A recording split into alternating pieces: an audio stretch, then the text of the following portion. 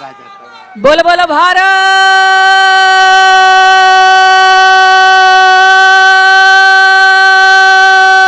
माता की। जिस क्षेत्र के नाम से मीरा जैसी संत का नाम जुड़ा हो, उस क्षेत्र में किसी मुजफ्फर को सेवा देने का सौभाग्य प्राप्त नहीं होगा।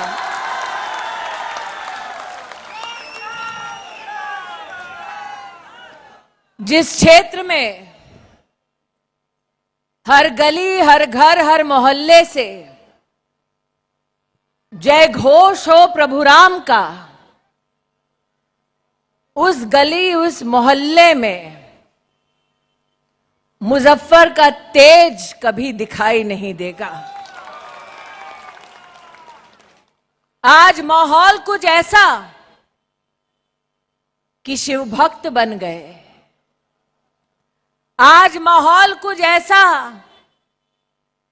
कि शिवाजी के वंशज अपने आप को कहने लगे, आगे आगे देखिए होता है क्या, कमल खिलाइए उन्हें भी राम भक्त बनाइए। आज ये दावा करने आए। जब जय घोष होता है प्रभु राम का और मंच हो नरेंद्र का, तो मेहता हो या मोदी, लेकिन संकल्प मात्र एक कि जननी जन्मभूमि सुरक्षित हो,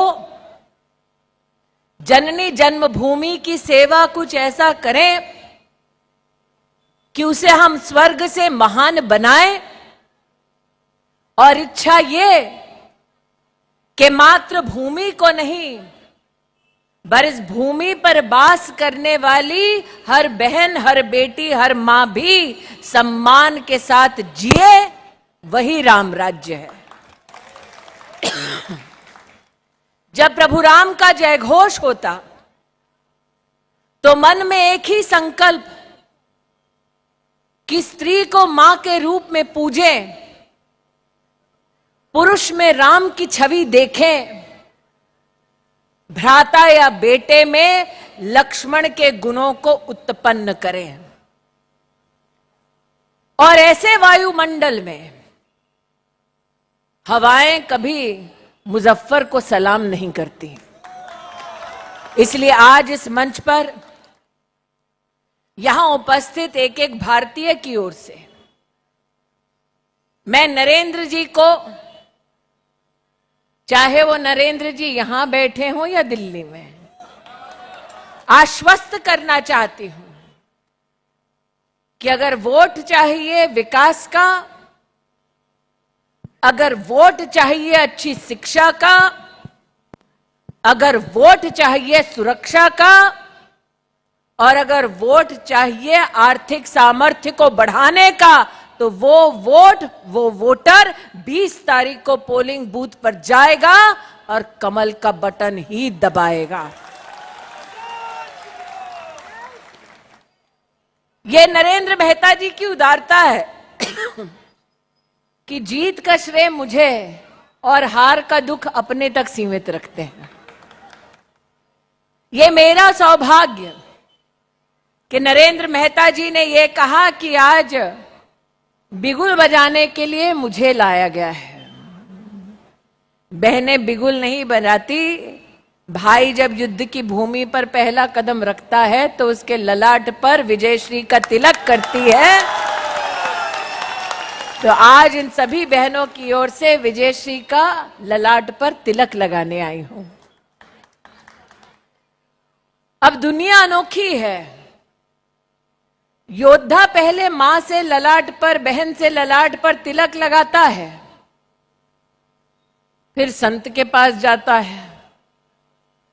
अब पता चला संत तो खुद आने वाला है, 13 तारीख को आपको बतलाने वाला है।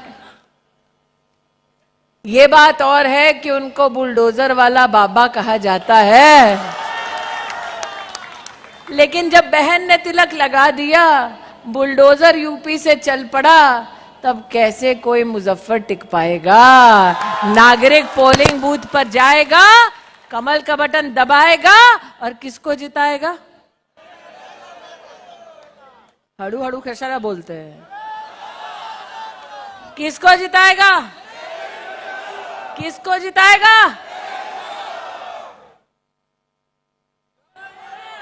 किसको जिताएगा? तारीख क्या? चिन्ह क्या? कैंडिडेट कौन? ये आवाज उस तक पहुंची होगी।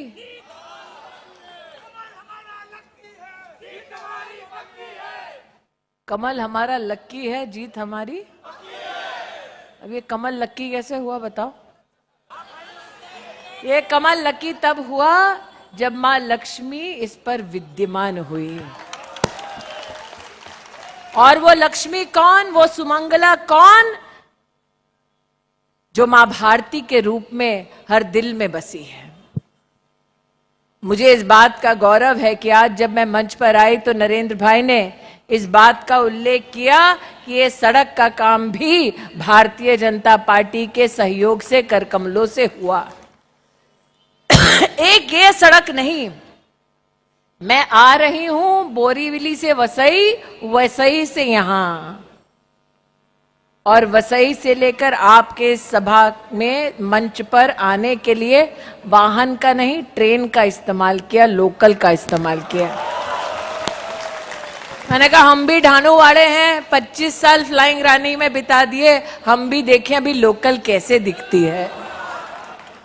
तो मेरे साथ म्हात्रे जी थे, उन्होंने कहा आता ताई एस्केलेटर आहे आणि लोकल मध्ये एसी पण आहे। मैंने कहा एक मैं हूं जो कांग्रेस के राज में फ्लाइंग रानी में केटरर की उस वैन में बैठकर, कोका कोला के खाली डब्बे पर बैठकर फ्लाइंग रानी में कटलेट खाते खाते ढाणू जाती थी, और अब शान से भारतीय जनता पार्टी के कार्यकर्ता कहते हैं सड़क चौड़ी हमने की, रेल की व्यवस्था को बेहतर हमने किया, हर व्यक्ति के जीवन में बदलाव, हर व्यक्ति के जीवन को बेहतर करने का काम हमने किया। ये हमारा सौभाग्य है। वो सत्ता के लिए लड़ते हैं, हम सेवा करने के लिए वोट मांगते हैं। वो लड़ते हैं ताकि वो एक नया मुकाम हासिल कर सकें, हम लड़ते हैं ताकि हम आपको विकास के नए शिखर पर पहुंचा सकें। वैसे मुझे आश्चर्य नहीं नरेंद्र भाई कि कांग्रेस ने मुजफ्फर साहब को टिकट दिया है, क्योंकि जितने लोग राष्ट्र के उत्थान में विश्वास रखते हैं, विकास में विश्वास रखते हैं, वो कभी कांग्रेस का टिकट मांग ही नहीं सकते, क्योंकि हिंदू हो, हिंदुत्व हो या हिंदुस्तान हो, जिनकी इन तीनों में आस्था है वो कांग्रेस का दामन कभी नहीं थाम सकते। कांग्रेस दामन थामती है तो किसका? आज इस मंच पर मुझे बड़े सम्मान के साथ वरिष्ठ कार्यकर्ताओं ने, मैंने कहा प्यास लगी है, गला सूखा है, थोड़ा पानी मिलेगा। पीछे खड़े कार्यकर्ता ने भी प्रेम के साथ कहा ताई घे घे, भाषण चल रहा है दादा का। आज यहां पर जितने लोग उपस्थित हैं, किसी को प्यास लगी तो पानी बांटेंगे, किसी को भूख लगी तो रोटी बांटेंगे। ये हमारा संस्कार है कि नहीं है? यहां कोई ऐसा है जो मेरी इस बात को मानता नहीं? सब मानते हैं। आप नरेंद्र भाई आश्चर्यचकित होंगे कि आज हिमाचल प्रदेश जहां कांग्रेस का राज है, वहां एक अनोखा ऑपरेशन हुआ है। हिमाचल प्रदेश में कांग्रेस के राज में व्यवस्था इतनी चरमराई है कि मुख्यमंत्री का सिक्योरिटी गार्ड भूखा था, प्यासा था, किसी ने उसे समोसा दे दिया खाने को, तो उसके समोसे पर सीआईडी की रेड लगा दी। मतलब कांग्रेस के नेता जब देश की तिजोरी लूट रहे थे तब सीआईडी का एक्शन नहीं किया, गरीब ने एक समोसा खा लिया, उसके ऊपर सीआईडी का रेड किया। मैं आज इस मंच से मुजफ्फर साहब से बड़ी विनम्रता से कहती हूं, ईडी सीबीआई का डर किसको दिखाते हो? पहले जाओ उस सिक्योरिटी गार्ड को सीआईडी और समोसे से बचाओ। आज इस मंच पर जब मैंने नरेंद्र भाई के मुख से सुना कि वो शिव भक्त हो गए हैं, मंदिर मंदिर जा रहे हैं, तो मुझे आश्चर्य नहीं हुआ।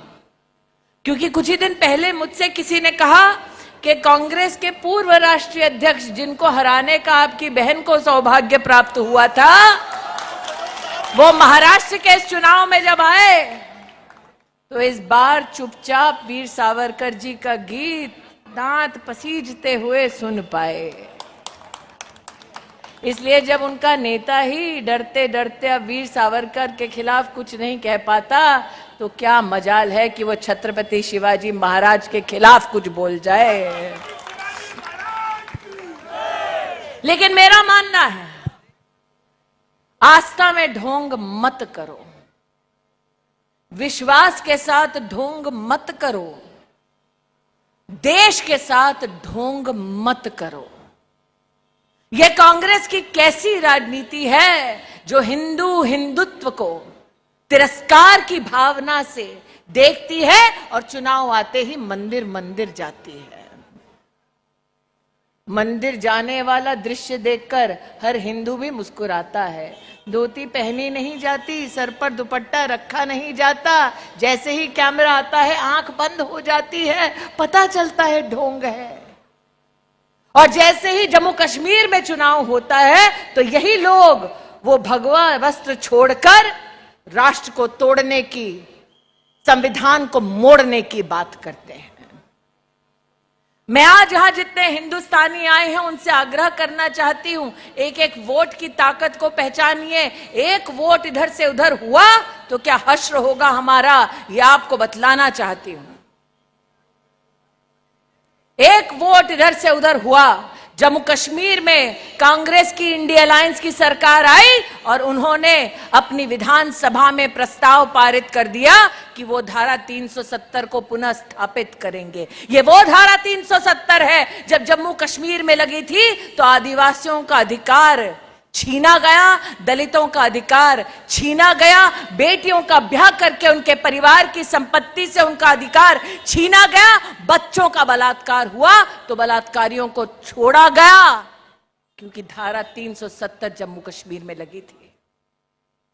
इसलिए आज इस मंच से नरेंद्र मेहता के समर्थकों को, वोटर्स को मैं अपील करने आई हूं, एक वोट इधर से उधर ना हो, क्योंकि इनके पास जब सत्ता आती है क्षण भर के लिए भी तो वो संविधान रोंद देते हैं, अधिकारों का हनन करते हैं और हमारे संविधान को तहस नहस करने की कोई कसर नहीं छोड़ते।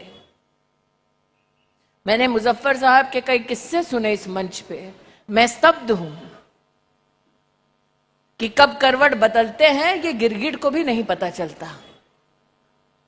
लेकिन आज आपसे कहना चाहती हूं, ये वो लोग हैं जो ना सिर्फ धारा 370 को पुनः स्थापित करने की बात करते हैं, लेकिन इनको यासीन मलिक के समर्थन के लिए एक आतंकवादी का परिवार चिट्ठी लिखता है इस आश्वासन के साथ कि आतंकवादी की बात देश की संसद में कांग्रेस के वरिष्ठ नेता उठाएंगे।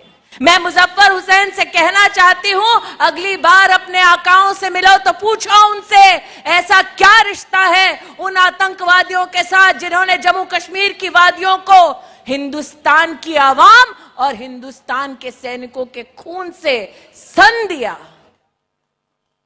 और आप उनके साथी बनते हो।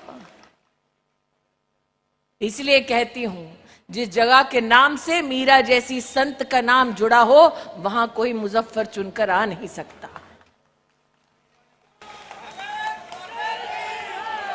ये वो लोग हैं जिन्होंने कहा धारा 370 पुनः लगाएंगे, हम वो लोग हैं जिन्होंने कहा पूर्ण सत्ता दीजिए, हम धारा 370 हटाएंगे, कश्मीर से लेकर कन्याकुमारी तक देश को एक संविधान में हम जोड़ पाएंगे। ये वो लोग हैं जब हम श्री राम का जय घोष करते थे, कहते थे मंदिर वहीं बनाएंगे, ये उपहास कर कर कहते थे तारीख नहीं बताएंगे, मंदिर वहीं बना, तारीख बताई गई, इनकी हिम्मत नहीं हुई आकर रामलला के चरणों में प्रणाम करें। हमने वचन दिया, उस वचन की पूर्ति की। हम वो लोग हैं जिन्होंने भारत की संसद की नई इमारत में अपना कदम रखते ही देश की बहनों के लिए 33% आरक्षण का बिल पारित किया और ये वो निर्लज हैं जो अगर महिला मैदान में राजनीति की उतरती है तो उसका अपमान करते हैं। सीता सोरेन हो झारखंड में तो एक वहां अपमान करता है, मुंबई में शाइना एनसी का अपमान करते हैं, माल कहते हैं औरत को। मुजफ्फर हुसैन के मुंह से एक भी शब्द निकला ऐसे नेताओं के खिलाफ? अरे जिसकी अपनी पार्टी में, अपनी संगत में ऐसे लोग हैं, ऐसी पार्टी के संरक्षण में क्या आपकी बहु बेटियां सुरक्षित और सम्मान के साथ रह पाएंगी? ये इस प्रश्न को उत्तर आपने देना है, क्योंकि नरेंद्र मेहता का तो वो बाल बांका नहीं कर सकते, वो भी जानते हैं। निगाह उनकी आप पर है, आप सुरक्षित रहे, इसलिए 20 तारीख को पोलिंग बूथ पर जाए, कमल का बटन दबाएं और नरेंद्र मेहता को जिताएं। ये निवेदन करने आई।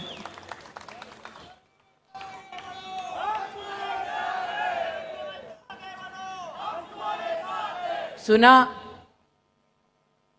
कि हमने बहन को लाडली के रूप में पूजा, उसको योजना दी, 1500 रुपए देने की बात कही, तब ये 3000 का सपना दिखा रहे हैं।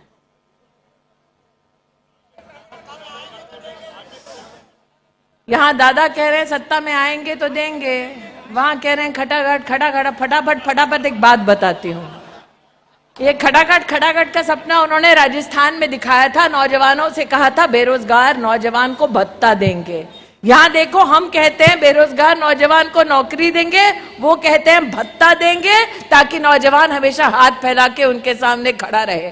कुछ नौजवानों ने उनकी इस बात पर विश्वास कर लिया। हाल ये हुआ कि खटाखट खटाखट वोट तो दिया, फिर फटाफट फटाफट पता चला 3 लाख नौजवान राजस्थान की सड़कों पर भत्ता ढूंढ रहे थे, लेकिन कांग्रेस का एक नेता नहीं मिला।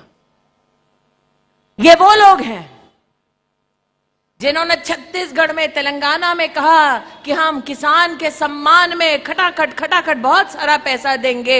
जैसे ही सत्ता में आए फटाफट फटाफट इन्होंने अपनी जेब भरी, तिजोरी को बैंकरप्ट किया और किसान मुंह ताकते रहे। हम वो लोग हैं जिन्होंने नरेंद्र मोदी के नेतृत्व में देश में 10 करोड़ किसानों के बैंक के खाते में सालाना 6000 रुपया पिछले 10 साल तक पहुंचाया है। ये वो लोग हैं। और आप तो खुशकिस्मत है, आप तो बिल्डर का एक नाम ले रहे हैं। आपको तो अच्छा लगना चाहिए कि अभी तक जीजा जी उनके नहीं आए, वरना जितना बचा था वो भी। ये वो लोग हैं जो गरीब की जमीन, उनका घर छीनते हैं। हम उस पार्टी से हैं जहां नरेंद्र मोदी 10 साल की अवधि में 4 करोड़ गरीब परिवारों को पक्का मकान बनाकर चाबी उनके घर की लक्ष्मी को देते हैं। हम वो लोग हैं। अरे ये वो लोग हैं जो पाकिस्तान अगर आंख दिखाए तो देश की संसद में चिंता व्यक्त करते हैं। हम वो लोग हैं जो हिंदुस्तान की सेना से कहते हैं कि जाओ पाकिस्तान का आसमान चीरकर मुंह तोड़ जवाब दो। हम वो लोग हैं। कितने लोगों ने दिवाली मनाई? सांगा सांग कितों ने मनाई? हाथ तो उठाओ। किसने बनाई? मनाई ना? दिया जलाया? सोचो जरा, आपने मनाई ना दिवाली, दिया जलाए ना? सोचो, मेरे भगवान ने 500 साल इंतजार किया कि अयोध्या में एक मंदिर में एक दीप कोई राम भक्त जलाकर जाए और दिवाली मनाए। हम वो लोग हैं जिन्होंने भारत की तिजोरी से नहीं, राम भक्तों का रुपया रुपया जोड़कर एक भव्य राम मंदिर का निर्माण होते अपनी आंखों के सामने देखा। सत्ता थी फिर भी सुप्रीम कोर्ट की अवहेलना नहीं की, इंतजार किया। हमारे धर्म ने 500 साल धैर्य दिखाया ताकि इंसाफ हो सके। अरे मुजफ्फर जी, हम धैर्यशील हैं, हम धैर्यवान हैं, लेकिन अगर चुनौती दो तो शूरवीरों का खून भी हम में दौड़ता है। आज शौर्य इसमें है कि आज जितने लोग आज उद्बोधन सुनने के लिए उपस्थित हैं, आज शौर्य का प्रतीक यह है कि यहां जितने लोग कुछ दिन बाद योगी जी को सुनने आएंगे, सौगंध आपको दिलवाती हूं, मात्र भाषण सुन के मत जाना। एक एक घर से 5-5 लोग जो वोट दे सकते हैं उनको निकालना और उनसे वोट करवाना। क्योंकि एक तरफ कांग्रेस है और दूसरी तरफ कौन है थोड़ा पता नहीं चल रहा है। कुछ ऐसे भी हैं जिन्हें खड़ा किया गया है ताकि हम बटे, फिर कुछ ऐसों को खड़ा किया है ताकि हम बटें, और तो बटना नहीं है। और अगर बटना नहीं है तो कौन सा बटन दबाना है? कौन सी तारीख पर अगर बटना नहीं है तो बटन दबाना है? और किसके लिए बटन दबाना है? चिन्ह क्या है? चिन्ह क्या? कैंडिडेट कौन? तारीख क्या? पक्का एक आओगे कि हर घर से 5-5 लाओगे? पक्का सौगंध दिलवाती हूं बहन के नाते, पक्का। आज नरेंद्र भाई ने इस मंच पर कहा कि मैं हर बार आई, हर बार मैंने मेहनत की, लेकिन बहन जब घर आती है तो मात्र भाई से सूखा आशीर्वाद लेकर नहीं जाती। आज अपनी झोली फैलाकर आपसे आपका सुरक्षित भविष्य मांगती हूं। आप वोट करें और 5 लोगों को अपने बच्चों के लिए वोट करवाएं, पक्का। तारीख क्या? कैंडिडेट कौन? और चिन्ह क्या?